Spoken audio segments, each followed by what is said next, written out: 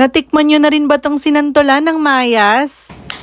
Sarap! Una ko nga itong natikman nung dinalhan kami ni Mama at dahil nga nasarapan kami, napa-order na ako ng isang box. Yung natikman nga namin is yung spicy kaya umorder din ako ng original. At dahil nga nagustuhan ng buong pamilya namin, napatanong na rin ako sa Mayas kung pwede ba akong maging reseller nito. As low as 1,980 pesos, pwede nyo itong pang negosyo. Ito nga yung in-order ni Mama na nagkaagawan kami kaya napa-order na ako ng mas marami. Dati nga nagpapaluto pa ako ng sinantolan sa mami ni Daddy O tuwing uuwi siya galing probinsya. Ngayon, makakain na namin anytime kaya nag-stock na ako ng marami sa bahay. Ito nga, lalantakan ko na agad pagkarating-rating sa amin.